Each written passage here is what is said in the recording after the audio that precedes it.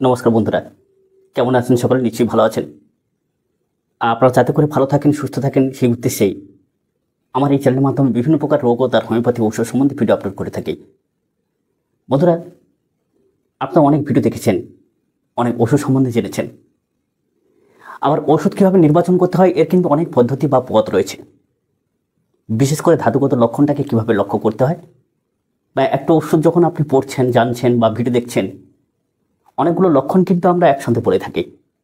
আর সেই লক্ষণের উপর ভিত্তি করে কীভাবে ওষুধ নির্বাচন করা উচিত।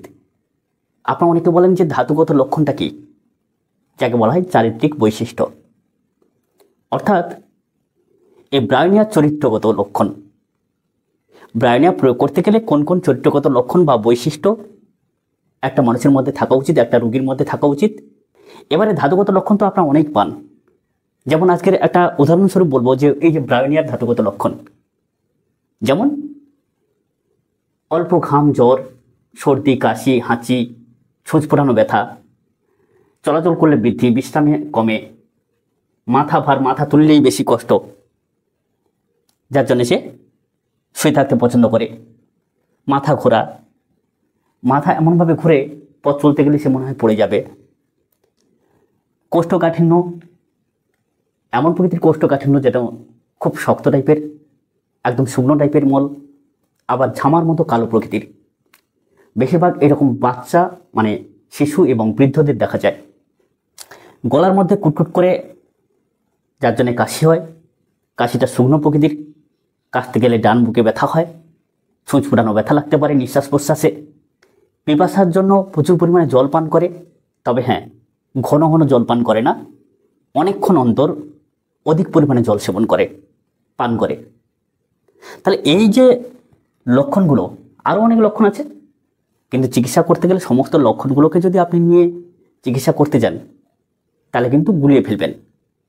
মানুষের জীবনে বা রোগীর জীবনে চিকিৎসা করতে গেলে যে অভিজ্ঞতাগুলো বিশেষ বিশেষ লক্ষ্য করা যায়, বা আপনার পরিবারে যতজন সদস্য বাস করছেন তাদের জীবনে যে রোগ ব্যাধি হচ্ছে, যে সমস্ত লক্ষণগুলো ভেসে ওঠে, উপসর্গগুলো ভেসে ওঠে, তাকে বলা হয় ধাতুগত লক্ষণ। তাহলে কি কি লক্ষণ সচরাচর প্রত্যেকটা মানুষের মধ্যে বা একটা রোগ হলে ভেসে ওঠে সেটা নিশ্চয়ই আপনাদের জানা আছে। এই যে এতগুলো লক্ষণ আমরা পেলাম, তাহলে আপনি কোন রোগের ক্ষেত্রে কয়েকটা লক্ষণ মেলাবেন? ধরুন আপনার কাশি হয়েছে, তাহলে দুটো তিনটে লক্ষণ নেবেন। আমাদের হোমিওপ্যাথি তো এটাই, যে লক্ষণ আর ঔষধ। তাহলে এক দুটো লক্ষণ যদি বিশেষ লক্ষণ হয় তাও ওষুধ নির্বাচন করা যায়। আসুন আজকের এই কতগুলো লক্ষণের মধ্যে কোন রোগের ক্ষেত্রে কোন কোন লক্ষণকে আপনারা ভাগ করে নেবেন সেই সম্বন্ধে আলোচনা করব। আপনারা দেখছেন গ্রামীণ হোমি চ্যানেল, আর এই চ্যানেলের মাধ্যমে আমি আপনাদের বন্ধু নিত্যানন্দ পাল সর্বদাই চেষ্টা করি যাতে করে আপনারা কিছু শেখেন, আর সেই শিক্ষণীয় বিষয়গুলোকে ভালোভাবে শেখার পরে, জানার পরে আপনার বাড়িতে কাজে লাগান। আসুন বন্ধুরা, তাহলে আজকের যে হোমিওপ্যাথিক ঔষধ কি, ব্রায়োনিয়া। ব্রায়োনিয়ার মধ্যে কতগুলো লক্ষণ সম্বন্ধে আলোচনা করলাম। এই লক্ষণগুলো হচ্ছে ধাতুগত লক্ষণ, রোগীর চারিত্রিক বৈশিষ্ট্য। এই রোগীর চারিত্রিক বৈশিষ্ট্যকে লক্ষ্য করে এই ওষুধটাকে এই জায়গায় প্রয়োগ করা যাবে। আসুন তাহলে, অল্প জ্বর, ঘাম হয়, অল্প জ্বর, ঘাম হয়, মাথা ভার। তাহলে জ্বরের সঙ্গে আপনি কি কি নিচ্ছেন? মাথা ভার, মাথা তুললেই অস্বস্তি, শুয়ে থাকতে পছন্দ করে, মাথা ভার জন্য তো চললে বা চলাচল করতে গেলে তার কিন্তু পড়ে যাওয়ার ভয় থাকে। তাহলে জ্বরের সঙ্গে যদি মাথা ভার, মাথা তুলতে কষ্ট, অল্প বিস্তর ঘাম থাকে, তাহলে এইরকম কয়েকটা লক্ষণকে মিলিয়ে কিন্তু আপনি জ্বর রোগের ক্ষেত্রে নির্বাচন করলেন ব্রায়োনিয়া। যদি এমন দেখেন যে অনেকক্ষণ পর্যন্ত, অনেক সময় পরে পরে, অন্তর বলতে সময় পরে পরে জল সেবন করে, প্রচুর পরিমাণে জলটা খেয়ে নেয় একটানা, সঙ্গে যদি এইরকম লক্ষণ থাকে এই কয়েকটা, তাহলে প্রথম আমরা কি নিলাম?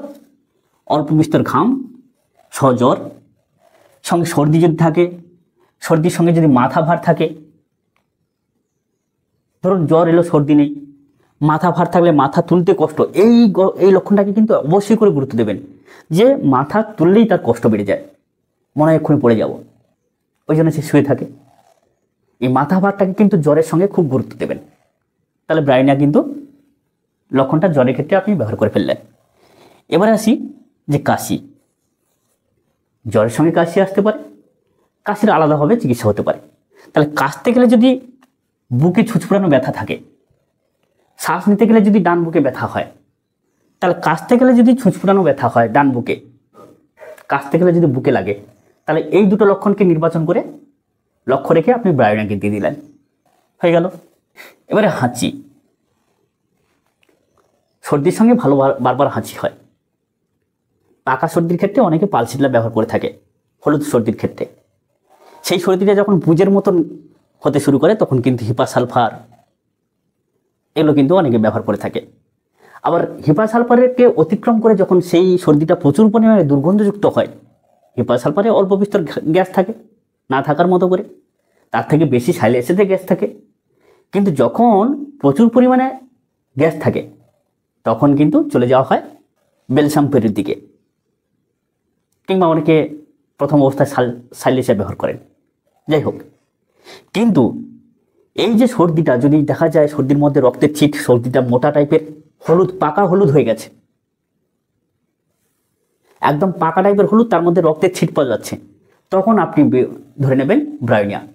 সঙ্গে যদি এমনই থাকে যে মাথা টিপটিপ করছে সর্দিটার জন্য, মাথা ভার, এই লক্ষণটা বিশেষভাবে দেখা যাচ্ছে, তাহলে সর্দির সঙ্গে রক্তের ছিট আর প্রচুর পরিমাণে মাথা ভার, মাথা তুলতেই তার কষ্ট, শুয়ে থাকতে পছন্দ করে, এই লক্ষণটা থাকলে সর্দির ক্ষেত্রে আপনি কিন্তু সেখানে ব্রায়োনিয়াকে ব্যবহার করবেন। সর্দিতে রক্ত দেখা মানেই, রক্তের ছিট দেখা মানেই ব্রায়োনিয়া, কোনো কথা নেই আর। এবারে আছে ছুঁচ ফোটানো ব্যথা, নিঃশ্বাস নিচ্ছেন, এরকম করতে হলে ডান বুকে ব্যথা লাগছে, তাহলে আর কোনো কথা নেই। ব্রায়োনিয়ার পীড়া সবসময় ডান দিকে উপসর্গ বেশি হয়, তাহলে সেখানে কিন্তু দারুণভাবে কাজ করে ব্রায়োনিয়া। কাশতে গেলে বুকে লাগছে কিন্তু সেটা ছুঁচ ফুটানো টাইপের, ব্রায়োনিয়া। আচ্ছা, চলিলে বৃদ্ধি, আপনার জ্বরের ক্ষেত্রে চললে বৃদ্ধি হতে পারে।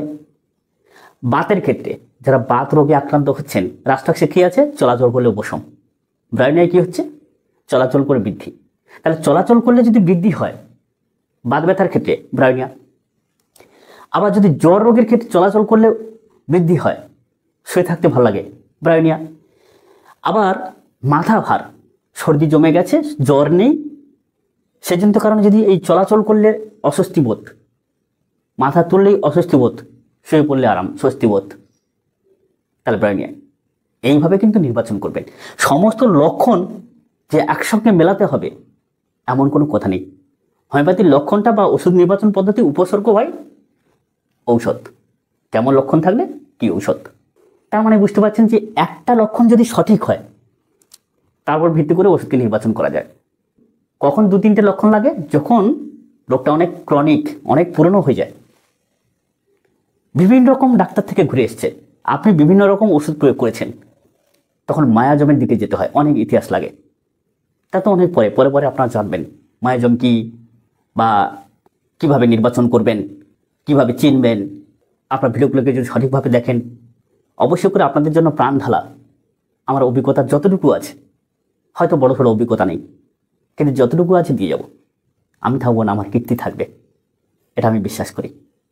আর সেই কীর্তিটা যদি সঠিক হয় অবশ্যই করে মানুষ মনে রাখবে, নাহলে ছুঁড়ে ফেলে দেবে। আসুন এবার আসি কোষ্ঠকাঠিন্য। কোষ্ঠকাঠিন্যর ক্ষেত্রে কী কী লক্ষণটা নেবেন? এই যে ঝামার মতো মল কালো, খুব শুকনো প্রকৃতির, সঙ্গে পিপাসাকে নিতে হবে। একটা বাচ্চাদের দেখবেন, বাচ্চারা বেশ দৌড়ঝাঁপ করছে, খেলাচ্ছে, দুলছে, ছুটে এসে হরদম জল খেয়ে নিচ্ছে, জলের পর জল খেয়ে নিচ্ছে, কিন্তু ঘন ঘন জল খাচ্ছে না।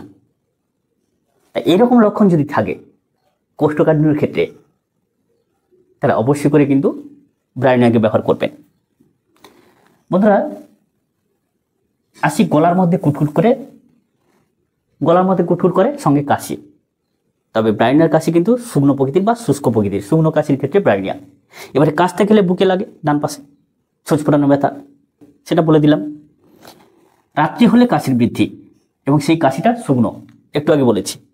এবার আসি যে পিপাসায় যে অধিকক্ষণ বা অনেকক্ষণ অন্তর জল পান করে, সেটা কোন কোন রোগের ক্ষেত্রে রাখবেন।